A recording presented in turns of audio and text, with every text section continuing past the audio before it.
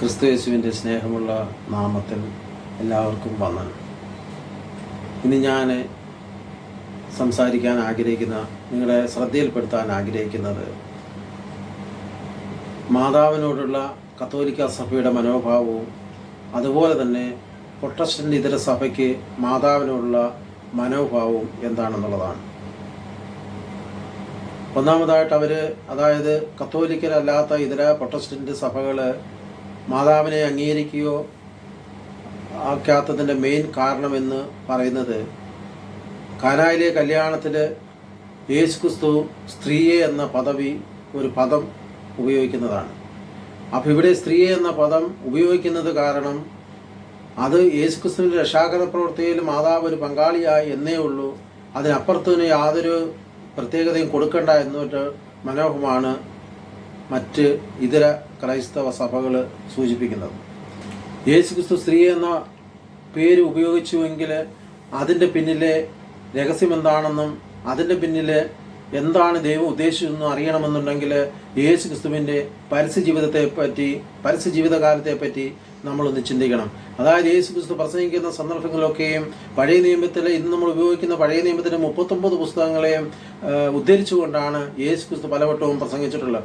അതിന് ചില ഉദാഹരണങ്ങൾ എന്ന് പറഞ്ഞു കഴിഞ്ഞാൽ, യേശുക്രിസ്തുവിൻ്റെ മരണത്തെപ്പറ്റി യേശുക്രിസ്തു പറയുമ്പോൾ പറയുന്നുണ്ട്, യോനായുടെ പുസ്തകത്തിൽ പറയുന്നിരിക്കുന്ന പോലെ യോന 3 രാവും 3 പകലും മത്സ്യത്തിൻ്റെ വയറ്റിലായിരിക്കുന്നത് പോലെ ദൈവപുത്രനും 3 രാവും 3 പകലും ഭൂമിക്കുള്ളിലായിരിക്കുമെന്ന് യേശുക്രിസ്തു പറയുന്നുണ്ട്. അതുകൂടാതെ നസറത്തിലെ ദേവാലയത്തിൽ പ്രസംഗിക്കാൻ എഴുന്നേറ്റ് നിൽക്കുമ്പോൾ ഐശയ്യാ പ്രവാചകന്റെ പുസ്തകം വായിക്കാൻ കൊടുക്കുകയും ആ ഐശയ്യാ പ്രവാചകന്റെ പുസ്തകത്തിൽ പറയുന്നത് പോലെ ദരിദ്രരോട് സുവിശേഷം അറിയിക്കുവാൻ കർത്താവിനെ അഭിഷേകം ചെയ്തിരിക്കാൻ ആ ദൈവത്തിൻ്റെ ആത്മാവ് എൻ്റെ മേലുണ്ട് എന്ന് തുടങ്ങിയ കാര്യങ്ങൾ അദ്ദേഹം യേശുക്രിസ്തു വായിച്ചതിന് ശേഷം ശുശ്രൂഷകൻ്റെ പുസ്തകം തിരുവെഴുത്തുകൾ കൊടുത്തിട്ട് അതിനെപ്പറ്റി എക്സ്പ്ലെയിൻ ചെയ്യുകയാണ്. അവിടെ പറയുന്നുണ്ട്, ഇത് നിങ്ങൾ ഇന്ന് വായിച്ച ഈ ഭാഗം ഇന്ന് നിങ്ങൾ ലൈവായിട്ട് കണ്ടുകൊണ്ടിരിക്കുകയാണ്. അതായത് അന്ന് ആയിരക്കണക്കിന് വർഷങ്ങൾക്ക് മുമ്പ് ഐശയ്യാ പ്രവാചകൻ പ്രസംഗിച്ചതായ കാര്യങ്ങൾ ഇന്ന് ഇവിടെ നിങ്ങൾ ലൈവായിട്ട് കണ്ടുകൊണ്ടിരിക്കുകയാണ്, അതിന്ന് സംഭവിച്ചെന്ന് പറയുന്നു. അതുകൂടാതെ യേശുക്രിസ്തുവിൻ്റെ ഉത്ഥാനത്തിന് ശേഷവും ജെറുസലേമിൽ നിന്ന് എമ്മാവുസിലേക്ക് 2 ശിഷ്യന്മാർ പോകുമ്പോൾ അവരോട് സംസാരിക്കുമ്പോഴെല്ലാം തിരുവെഴുത്തുകളെ റെഫർ ചെയ്തുകൊണ്ട്, തിരുവെഴുത്തുകളെ ഉദ്ധരിച്ചുകൊണ്ട് അവരോട് ചോദിക്കുന്നു, മോശയും പ്രവാചകന്മാരും സങ്കീർത്തനിലും പറഞ്ഞിട്ടിരിക്കുന്ന യേശുക്രിസ്തുവിനെ മനസ്സിലാക്കാത്ത മന്ദബുദ്ധികളെ എന്നാണ് അവരെ വിളിക്കുന്നത്, അല്ലെങ്കിൽ ഫോഷന്മാരെ എന്നാണ് അവരെ വിളിക്കുന്നത്.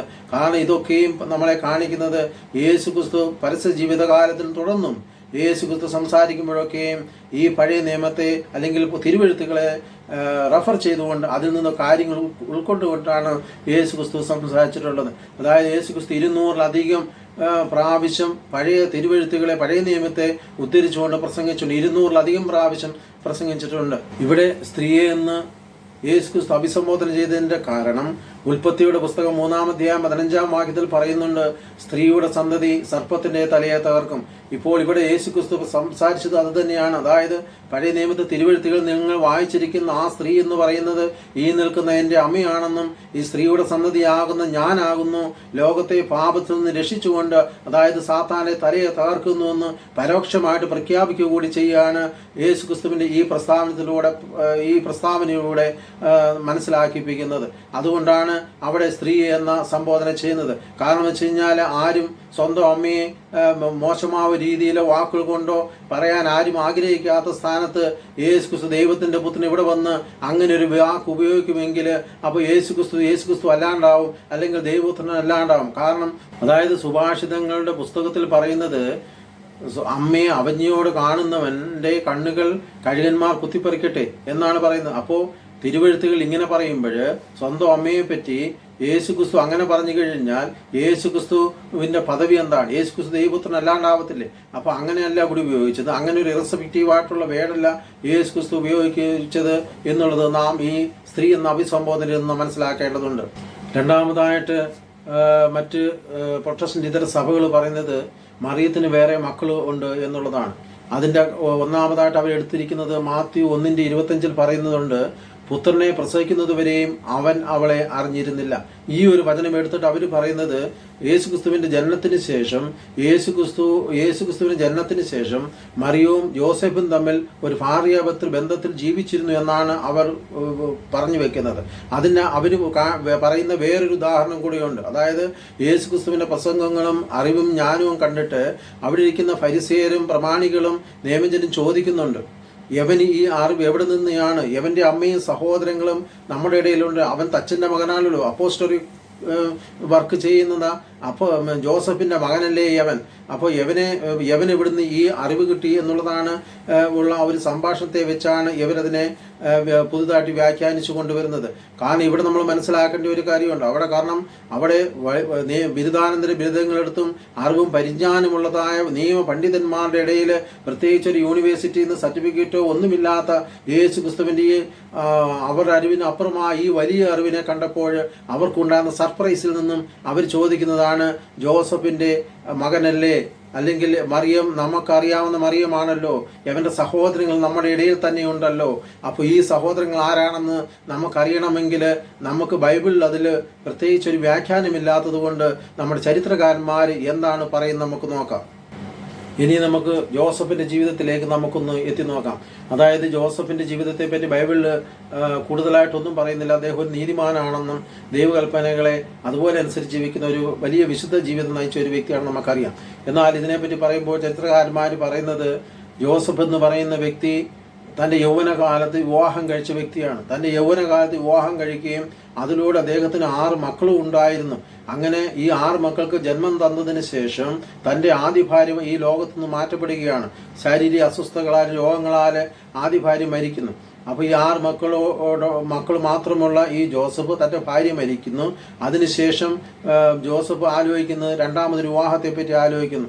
അപ്പോൾ ഇങ്ങനെ ആലോചിക്കുമ്പോൾ ജോസഫിൻ്റെതായ നിലയ്ക്കും വിലയ്ക്കും പറ്റിയതായ ഒരു കന്യകയെ ജോസഫിൻ്റെ ഇവിടെ നിലയ്ക്കും വിലയ്ക്കും എന്ന് പറയുമ്പോൾ ജോസഫിൻ്റെ സാമ്പത്തിക ഇടപാടുകളോ ഫൈനാൻഷ്യൽ ബാക്ക്ഗ്രൗണ്ട് അല്ല ഇവിടെ ഉദ്ദേശിക്കുന്നത്. അതായത് ജോസഫ് മോശയുടെയും നിയമങ്ങളും അതുപോലെ അതനുസരിച്ച് ദൈവകൃപയിൽ വളരുന്ന ഒരു വ്യക്തി, ജീവിക്കുന്ന ഒരു വ്യക്തിയായത് കാരണം ജോസഫ് ആഗ്രഹിക്കുന്നത് ഇതുപോലെ പരിശുദ്ധമായിട്ട് ദൈവമായിട്ട് ദേവാലയവുമായിട്ട് ബന്ധപ്പെട്ട് പരിശുദ്ധമായിട്ട് നല്ലൊരു ജീവിതം നയിക്കുന്ന തനിക്കൊരു തുണയെ കണ്ടെത്തണമെന്ന് ജോസഫ് തീരുമാനിക്കുന്നു.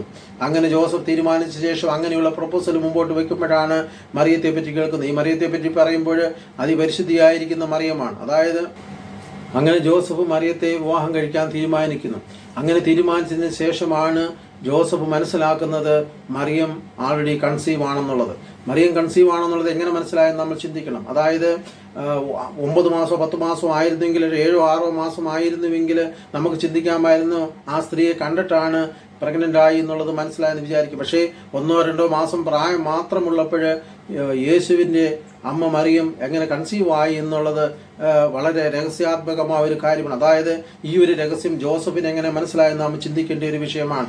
കാരണം എന്ന് വെച്ച് കഴിഞ്ഞാൽ ഈ വിഷയം മറിയം പ്രഗ്നൻ്റ് ആണെന്നുള്ളത് അറിയാവുന്ന 3 വ്യക്തിക്കാണ്. ഒന്ന് ദൈവത്തിനറിയാം, 2 മറിയത്തിനറിയാം, 3 അറിയാമെന്ന് പറഞ്ഞാൽ ഇത് പറഞ്ഞ ദൂതന് മാത്രമേ അറിയത്തുള്ളൂ. ഈ 3 പേർക്ക് മാത്രം അറിയാവുന്ന ഒരു വലിയ രഹസ്യം ഈ ജോസഫ് എങ്ങനെ മനസ്സിലായെന്ന് നാം ചിന്തിക്കണം. ഇവിടെയാണ് ഒരു ആത്മീയ പുരുഷന്റെ ലക്ഷണങ്ങൾ. അതായത് ദൈവത്തോടും ബലിപീഠത്തോടും ചേർന്ന് നിൽക്കുന്ന വിശുദ്ധമായിട്ടൊരു ജീവിതം നയിക്കുന്ന ഒരു പുരുഷന് അവനെ സംബന്ധിച്ചോളം അവന്റെ ജീവിതത്തിൽ താൻ ഏത് സ്റ്റെപ്പ് എടുത്താലും ഏതൊരു കാര്യത്തിൽ ഇടപെടാൻ ആഗ്രഹിച്ചാലും അതിന്റെ പിന്നിലെ നെഗറ്റീവും പോസിറ്റീവും മനസ്സിലാക്കാൻ, അതിന്റെ വരും വരാഴികൾ എന്താണെന്ന് മുന്നമേ കിട്ടും മനസ്സിലാക്കാനുള്ള ഒരു വലിയ കൃപയാണ് ഇതുവഴി നമുക്ക് കിട്ടുന്നത്. അതായത് ദൈവത്തോട് ചേർന്ന് ബലിപീഠത്തോട് ചേർന്ന് ക്രിസ്തുവിനെ ആരാധിച്ച് ജീവിക്കുന്നത് ആ ഒരു വ്യക്തിക്ക് തൻ്റെ ജീവിതത്തിൽ ഒരു സ്റ്റെപ്പ് എടുക്കുമ്പോൾ, തൻ്റെ ജീവിതത്തിൽ ഒരു പുതിയതായ ഒരു തീരുമാനമെടുത്ത്, എന്ത് തീരുമാനമായിക്കോട്ടെ, ഒരു പുതിയൊരു ആർക്കെങ്കിലും മക്കൾക്കോ കൊച്ചുമക്കൾക്കോ കല്യാണമായിക്കോട്ടെ, അല്ലെങ്കിൽ പുതിയൊരു ബിസിനസ് സംരംഭമായിക്കോട്ടെ, ഇതിനൊക്കെ തുടങ്ങുമ്പോൾ അതിൻ്റെ പിന്നിൽ വരുന്നത് ശരിയോ തെറ്റോ, അതിൻ്റെ പിന്നിൽ നാളെ എന്തുണ്ടാവും, അതിൻ്റെ നെഗറ്റീവ് എന്താണ് പോസിറ്റീവ് എന്താണ് വരും വരായി എന്താണെന്ന് വിവേചിച്ചറിയാനുള്ള വലിയൊരു അനുഗ്രഹം കൂടി ഈ ഒരു ദൈവപുരുഷന് കിട്ടുന്നു എന്നുള്ളത് ഒരു വലിയ സത്യം നാം നാം മനസ്സിലാക്കണം. അതുകൊണ്ടാണ് സഭ പഠിപ്പിക്കുന്നത്, നിങ്ങൾ ഓരോ ദിവസവും വിശുദ്ധിയിൽ ജീവിക്കണം, ദൈവത്തോട് ചേർന്ന് ക്രിസ്തുവിന്റെ തലയോളം വളരണം എന്ന് പറയാൻ കാരണം ഇത് തന്നെയാണ്. ഇതുവഴി ദൈവത്തെ പ്രസാദിപ്പിക്കുക മാത്രമല്ല, പിന്നെയോ നമ്മുടെ ദൈനംദിന ജീവിതത്തിൽ നമുക്കുണ്ടാകുന്ന അനുഭവങ്ങൾ, അനുഗ്രഹങ്ങൾക്ക് നമ്മൾ മനസ്സിലാക്കാനും അതനുസരിച്ച് ജീവിക്കാനുള്ള ഒരു കൃപയും ഇതുവഴി നമുക്ക് ലഭിക്കുന്നു എന്നുള്ള വലിയ സത്യം നാം മനസ്സിലാക്കണം. അങ്ങനെ ജോസഫ് തീരുമാനിക്കുന്നു, മറിയത്തെ വിവാഹം കഴിക്കാൻ ആഗ്രഹിക്കുന്നു. പക്ഷേ ഈ രഹസ്യം ജോസഫ് മനസ്സിലാക്കുന്നു. അങ്ങനെ ജോസഫ് പെട്ടെന്നൊരു തീരുമാനം എടുക്കുന്നു, ഈ വിവാഹത്തിൽ പിന്മാറുക. കാരണം ആരും അറിയാതെ ഈ വിവാഹത്തിന് എങ്ങനെയെങ്കിലും എസ്കേപ്പ് ആവുക, അങ്ങനെ രഹസ്യമായിട്ട് ഉപേക്ഷിക്കാൻ ജോസഫ് തീരുമാനിക്കുന്നു. ഈ സന്ദർഭത്തിലാണ് ദൈവത്തിന്റെ ഒരു ഇടപെടൽ അവന്റെ ജീവിതത്തിൽ ഉണ്ടാവുന്നത്. ദൈവം ആ വ്യക്തിയുടെ തീരുമാനം മനസ്സിലാക്കി ദൈവം ആ വ്യക്തിയോട് പറയുകയാണ്, നീ പ്രവാചകന്മാരും രാജാക്കന്മാരുടെ പുസ്തകങ്ങളിലും പ്രവാചകന്മാരിലും മോശെ പറഞ്ഞിരിക്കുന്നതായ നിയമങ്ങൾ അറിയാമല്ലോ. അതനുസരിച്ച് ദൈവത്തിന്റെ പുത്രൻ ഈ ലോകത്തിൽ ജന്മമെടുക്കണമെന്നും ആ ക്രിസ്തുവിലൂടെ ജനത്തെ രക്ഷിക്കാൻ സാധിക്കുമെന്നും അങ്ങനെ യേശു ക്രിസ്തു ഈ ഭൂമിയിൽ വരുമെന്നുള്ള ആ ഒരു സന്ദർഭത്തെ പറ്റി ജോസഫിന് വിവരണം ചെയ്യുകയും അങ്ങനെ ആ ഒരു രക്ഷാകര പദ്ധതിയിലേക്ക് ഒരു അംഗമാകുവാൻ ജോസഫിന് ഒരു സന്ദർഭമാണ്. ഈ ഒരു ദൗത്യം ജോസഫ് ഏറ്റെടുക്കണം. നിന്റെ അമ്മയെ, അതായത് മറിയത്തെയും യേശുവിനെയും സംരക്ഷിക്കേണ്ട ഒരു ധാർമ്മിക ഉത്തരവാദിത്വം ജോസഫ് ഏറ്റെടുക്കണമെന്ന് പറയുമ്പോൾ ജോസഫ് സന്തോഷത്തോടെ സ്വീകരിക്കുകയാണ് ഇവിടെ ചെയ്യുന്നത്. അതായത് ഉൽപ്പത്തിയുടെ പുസ്തകത്തിൽ മനുഷ്യന്റെ പതനത്തിൽ നിന്ന് ആരംഭിച്ച് പ്രവാചകന്മാരുടെയും രാജാക്കന്മാരുടെയും ജീവിതം വഴി അവരുടെ ജീവിതത്തിലേക്ക് ഇടപെടുകയും അവസാനം വെളിപാടിന്റെ പുസ്തകത്തിൽ വീണ്ടും അവനെ ദൈവരാജ്യത്തിലേക്ക് തിരികെ കൂട്ടിക്കൊണ്ടുപോകുന്ന ആ സ്നേഹത്തിന് പങ്കാളിയാകുവാൻ ഒരു സന്ദർഭം കിട്ടിയപ്പോൾ ജോസഫ് അത് അംഗീകരിക്കുകയും ജോസഫ് അങ്ങനെ വിവാഹത്തിന് സമ്മതിക്കുകയും ആ മറിയത്തെയും സ്വന്തം ഭാര്യയായിട്ട് സ്വീകരിക്കുകയും ചെയ്യുകയാണ്. ഈ സന്ദർഭത്തിൽ നാം മനസ്സിലാക്കണം, ഇവിടെ ജോസഫ് ഈ മറിയത്തെ സ്വീകരിക്കുമ്പോൾ ജോസഫിനോടൊപ്പം ജോസഫിന്റെ ആദ്യ ഭാര്യ 6 മക്കളും ഉണ്ടെന്ന് മനസ്സിലാക്കണം. ഈ സഹോദരങ്ങളെയാണ് വചനത്തിൽ പറയുന്നത് അവന്റെ സഹോദരങ്ങൾ എന്ന് പറയുന്നത്. ഇനി മറിയത്തിന് വേറെ മക്കളില്ല എന്നുള്ളതിന് ബൈബിൾ പരമായിട്ട് നോക്കുമ്പോൾ ഉണ്ടാകുന്ന ഒരു തെളിവ് കൂടി ഞാൻ നിങ്ങളുടെ മുമ്പിൽ വെക്കുകയാണ്. അതായത് ഭൂമിയിൽ താഴ്ത്തിയ മരക്കുരിശിന്മേൽ അർത്ഥനഗ്നനായി കിടക്കുന്ന യേശു ക്രിസ്തുവിന്റെ കുരിശിന്റെ ചുവട്ടിൽ നിൽക്കുന്ന ആ ഒരു സന്ദർഭത്തിലേക്ക് നമുക്കൊന്ന് കടന്നു ചെല്ലാം. അതായത് ഭൂമിയിൽ താഴ്ത്തിയ മരക്കുരിശിന്മേൽ അർത്ഥനഗ്നനായി ശരീരത്തിൽ മുറിപ്പാടുകളായി അർത്ഥനഗ്നനായി കിടക്കുന്ന ആ യേശു ക്രിസ്തുവിന്റെ കുരിശിന്റെ ചുവട്ടിൽ നിൽക്കുന്ന യോഹന്നാനെയും യേശുവിന്റെ അമ്മ മറിയത്തെയും നമുക്കൊന്ന് ശ്രദ്ധിക്കാം.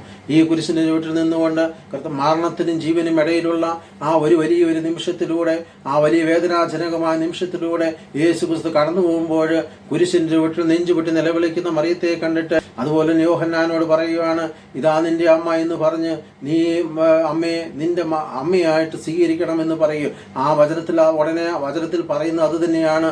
അന്നു മുതൽ അവൻ അവളെ സ്വന്തം ഭവനത്തിൽ സ്വീകരിച്ചു. ഇതിൽ നിന്ന് നമുക്ക് മനസ്സിലാക്കാൻ സാധിക്കും, അതായത് മറിയത്തിന് വേറെ മക്കളുണ്ടായിരുന്നുവെങ്കിൽ യോഹന്നാൻ ഈ മറിയത്തെ കൂട്ടിക്കൊണ്ടു പോകുകയില്ല, യേശു ക്രിസ്തു യോഹന്നാനെ ഏൽപ്പിച്ചു കൊടുക്കുകയുമില്ല. കാരണം വേറെ മക്കളുണ്ടായിരുന്നുവെങ്കിൽ ആരെങ്കിലും ഈ സ്വന്തം അമ്മയെ വേറൊരു മകന്റെ വേറൊരാളുടെ കുടുംബത്തിലേക്ക് പോയി ജീവിക്കാൻ സമ്മതിക്കത്തില്ലായിരുന്നു. കാരണം വേറെ മക്കളില്ലാത്തതാണ് ഇതിന്റെ ഒന്നാമത്തെ മെയിൻ ആയിട്ടുള്ള പോയിന്റ്. അല്ലായിരുന്നുവെങ്കിൽ, മക്കളുണ്ടായിരുന്നുവെങ്കിൽ ഈ മറിയത്തെ അവർ കൂട്ടിക്കൊണ്ടു പോകുകയുള്ളൂ. ഒരിക്കലും ഈ അതിപരിശുദ്ധിയായിട്ട് ജീവിക്കുന്ന മറിയത്തെ അങ്ങനെ അവർക്ക് വിട്ടുകൊടുക്കുകയില്ലായിരുന്നു. ഈ കുരിശിന്റെ ചുവട്ടിലെ അതിദയനീയമായ കാഴ്ചയിലേക്ക് നമ്മൾ പോകുമ്പോൾ നാം ഒരു കാര്യം മനസ്സിലാക്കണം. അതായത് ദൈവത്തോട് നിലവിളിക്കുന്ന ഒരു വ്യക്തി, ദൈവസന്നിധിയിൽ കരയുന്നത് ആ ഒരു വ്യക്തി മനുഷ്യന് മുമ്പിൽ കരയേണ്ട ഒരു ഗതികേട് അവന്റെ ജീവിതത്തിൽ ഉണ്ടാകുകയില്ല. അതേമാതിരി ദൈവസന്നിധിയിൽ കരങ്ങളെ നീട്ടി പ്രാർത്ഥിക്കുന്ന ഒരു വ്യക്തി മനുഷ്യന് മുമ്പിൽ കൈ നീട്ടേണ്ട ഒരു ഗതികേട് അവന്റെ ജീവിതത്തിൽ വരികയില്ല. അതേമാതിരി ദൈവസന്നിധിയിൽ മുഴങ്കാലുകളെ മടക്കി പ്രാർത്ഥിക്കുന്നത് ആ ഒരു വ്യക്തി മനുഷ്യന് മുമ്പിൽ മുട്ടുകൊടുത്തേണ്ടതായ ഒരു ഗതികേട് അവന്റെ ജീവിതത്തിൽ ഉണ്ടാകുകയില്ല എന്നുള്ളത് വലിയ സത്യം നാം മനസ്സിലാക്കി ദൈവത്തോട് ചേർന്ന്, മറിയത്തോടും ജോസഫിനോടും ചേർന്ന് കൂടുതൽ ദൈവത്തെ ആരാധിച്ച് യേശു ക്രിസ്തുവിനെ ആരാധിച്ച് ജീവിക്കുവാനുള്ള എല്ലാ കൃപകളും നമുക്കുണ്ടാകട്ടെ എന്ന് പ്രാർത്ഥിച്ചുകൊണ്ട് നിർത്തുന്നു. നന്ദി, നമസ്കാരം.